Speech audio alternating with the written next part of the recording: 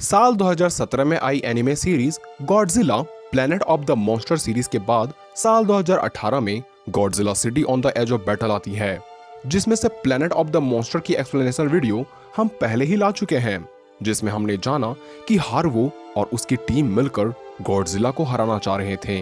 पर क्या वो अपने मिशन में कामयाब रहे? जानने के लिए वीडियो में अंत तक बने रहें। एरोट्रॉम पर बहस छिड़ी हुई है कि अब आगे इन्हें क्या करना चाहिए। आखिरकार इन्होंने फैसला लिया कि सबसे पहले धरती पर अपने लोगों को ढूंढने का काम करेंगे, ताकि उन्हें कोई शायद बचा हुआ सर्वाइवर मिल जाए। उसके बाद हम धरती को छोड़ कहीं और चले जाएंगे।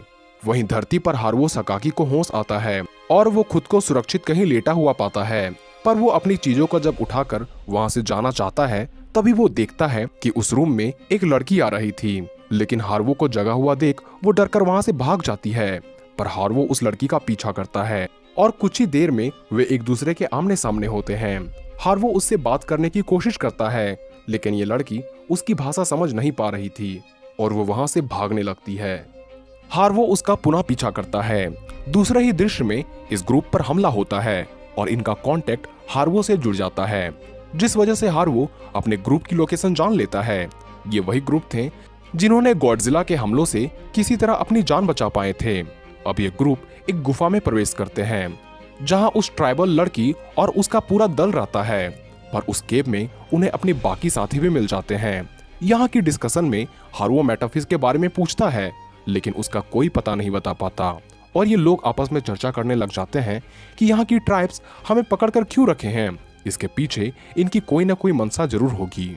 जिसके बाद इन्हें मंदिर में ले जाया जाता है, जहां पर ये दोनों लड़कियां मिलकर इनसे टेलीपैथी कॉन्वर्सेशन करती है और इन लोगों को बताया जाता है कि इनकी ट्राइब्स का नाम हथुआ है।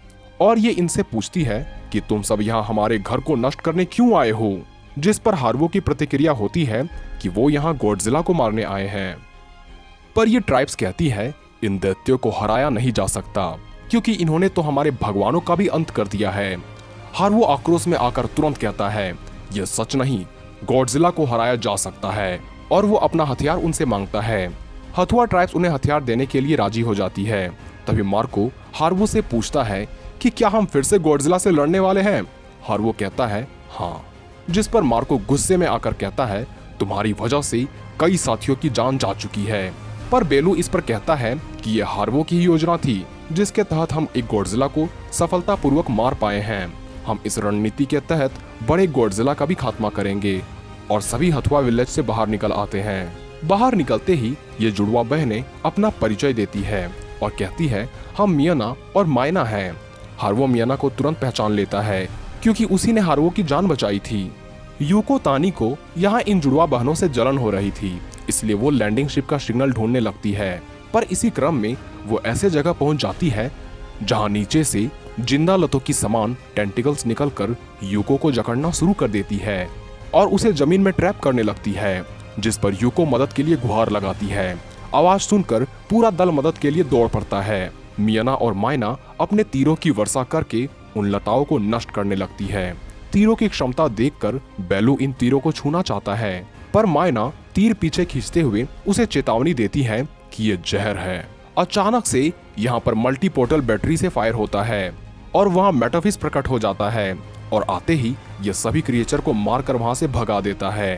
तभी सभी एक साथ इकट्ठा होकर लैंडिंग शिप के पास पहुंच जाते हैं और जाते ही ये एरोट्रॉम से कांटेक्ट करते हैं। तब इन्हें पता चलता है कि सेंट्रल कमिटी अर्थ से जाने की तैयारी में है। तभी बेलुबे हार्वो से कहता है कि मुझे गॉडजिला को मारने का तरीका पता है और ये रास्ता हथुआ में ही छिपा है, क्योंकि उन्होंने उन ट्राइब्स के पास उन एरो हेड को देखा है जो कि नैनो मेटल से बना हुआ है। और ये वही नैनो मेटल है जो 20,000 साल पहले गॉडजिला को बनाने में यूज हुआ था। और ये कहता है कि इन लोगों को नैनो मेटल कहीं ना कहीं से तो मिला ही होगा, बस इन्हें उस जगह को ढूंढना है ताकि हम नैनो मेटल का इस्तेमाल करके ऐसे हथियार बना सके जिससे गॉडजिला को मारा जा सकता है।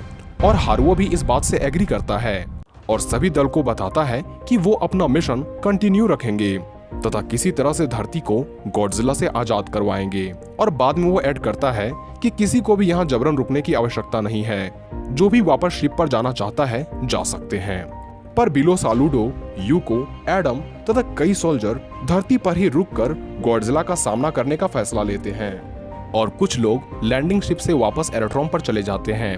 और जब ये शिप वहां पहुंचती है तब वहां से मात्र 3 सोल्जर ही एरोड्रोम में जाते हैं, जिससे शिप के कमांडर को पता चल जाता है कि सकाकी फिर से गॉडजिला से लड़ने वाला है। इधर मियाना और मायना सोल्जर को नैनो मेटल वाली लोकेशन पर ले जाती है, जो कि मेका गॉडजिला की फैसिलिटी साइट होती है।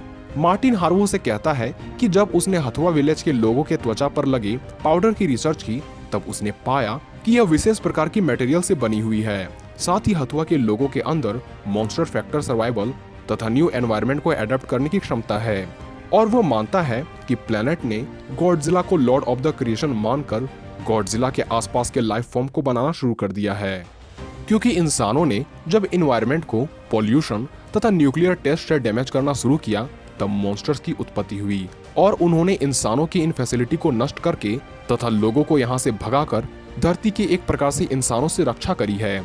इसलिए अर्थ भी गॉडजिला को देवता मानती है। पर हार्वो कहता है गॉडजिला की उत्पत्ति बस इंसानों को मारने के लिए हुई है। गालुगो अचानक कहता है कि वो यूनिक सिग्नल डिटेक्ट कर पा रहा है जो सिर्फ मेका गॉडजिला ही उत्पन्न कर सकता है, यानी इतने सालों के पश्चात भी मेका गॉडजिला जिंदा है। मियाना और मायना उन्हें केव के बाहर जाने का रास्ता बताती है और जैसे ही ये बाहर निकल रहे होते हैं कि तभी जानेंगे अगले एपिसोड में। तब तक के लिए हमारे चैनल से बने रहें और इस वीडियो को लाइक करना ना भूलें। तो मिलते हैं अगले एपिसोड में।